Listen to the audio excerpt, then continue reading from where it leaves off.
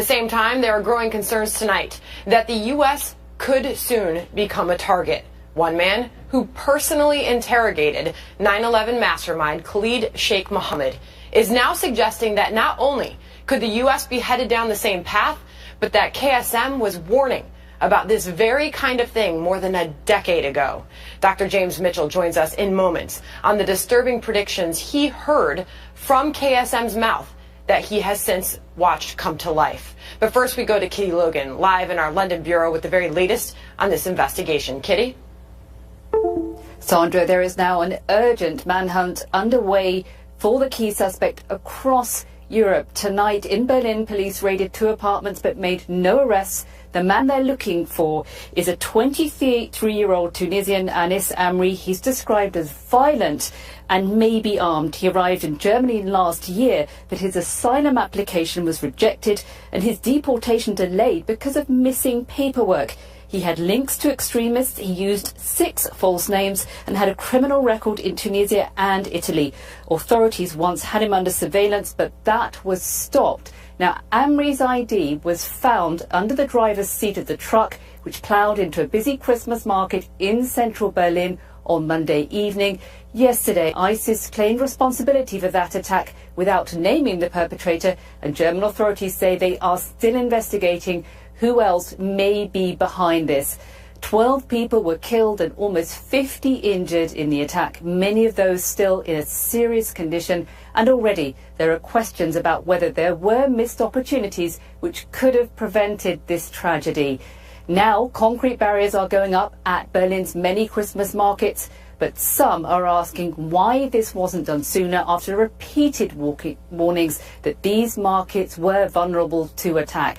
And many in Germany also want to know why tonight, why Amri wasn't deported much faster given his history. Authorities have announced a $100,000 reward for any information leading to his arrest. Sandra?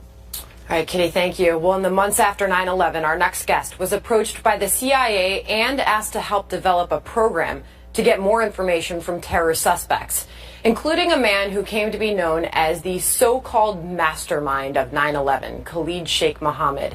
And not only did Dr. James Mitchell wind up interrogating KSM himself, he says the predictions that Mohammed made are already coming to pass in places like Berlin. And he says if we're not careful, the U.S. could wind up heading down the same path. Dr. James Mitchell joins us now, and he is also author of the new book, Enhanced Interrogation: Inside the Minds and Motives of the Islamic Terrorists Trying to Destroy America. Dr. Mitchell, thank you for joining us tonight. Thank you for having me on. What were your thoughts as you saw that attack play out in Berlin? Well, the first thing I thought was that this is exactly the sort of thing that Khalid Sheikh Mohammed had predicted. Back in 2004, maybe early 2005, years after his last harsh interrogation, he and I were talking about what he saw as upcoming trends in terror attacks. And he had become fascinated by the amount of damage that Malvo had done, along with Mohammed, around the Beltway when they were shooting people out of the trunks of cars. And for him, what surprised him was how much paralysis it caused, given how few deaths were involved, few from his perspective, right? And what he said to me was that our civil liberties and our openness and our willingness to be responsive to other people's cultures were actually gifts from his God, that they were weaknesses and flaws that he had put into his God, Allah had put into the American culture so that we could be defeated.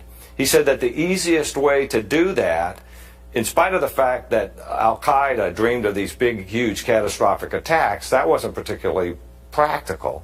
That the easiest way to win the long battle to take over the world with Sharia law was actually through immigration and by outbreeding non-Muslims. He said that like-minded jihadi brothers would immigrate to Western democracies and to the United States. They would wrap themselves in our civil liberties for protection.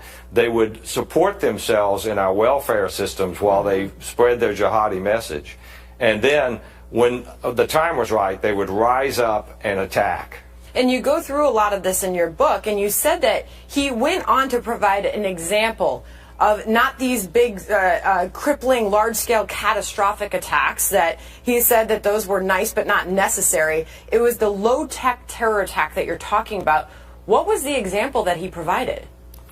I'm not going to say, because it was actually a very, very easy sample. The point that he was making, though, was that one or two people who were intent on causing as much carnage as they could use things that were readily available in our culture to wreak havoc and actually ratchet up the acceptance of Sharia law by making it frightening for people to push back against their efforts to impose it. So, Dr. Mitchell, we are seeing more attacks like this play out in Europe.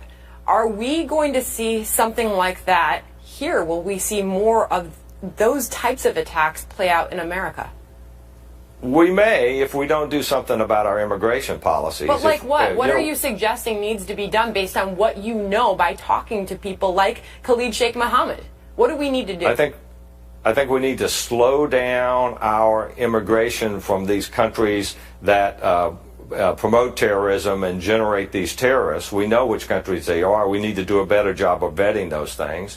The other thing we need to do is be much more aggressive when it comes to following up on those people who travel to countries where there are terror camps, especially when they're not U.S. citizens and they're coming back. And then it's hard for us to hear that, though, when we're talking about this case in Berlin, where now today we learn that he was a 23-year-old Tunisian. He's violent, we're told, maybe armed. The missing paperwork was the reason why he wasn't deported. No, he had links to terrorism. What happened? The missing paperwork was the last in that chain. What started that chain really was political correctness and their unwillingness to get this person out of their country who had no business of being there because he didn't have the right paperwork to prove who he was. If you suspect he's a terrorist, I would suggest that you don't wait for him to come up with his paperwork, that you get him out of your country. And that's what I believe we should do. Okay, and so we have a new president coming in who says that political correctness has to go away. Do you expect change from the incoming Trump administration? I hope that's going to be changed, because here's the way political correctness works for a guy like Khalid Sheikh Mohammed. It allows them to operate in our midst without being challenged. It allows them to ratchet up the focus on Sharia law without us pushing back on it. And we end up inadvertently imposing on ourselves the blasphemy laws of Sharia because we cut back on the things that they find offensive. We change the way we dress. We don't have Christmas parties anymore. You know, we don't say Merry Christmas to each other on the street.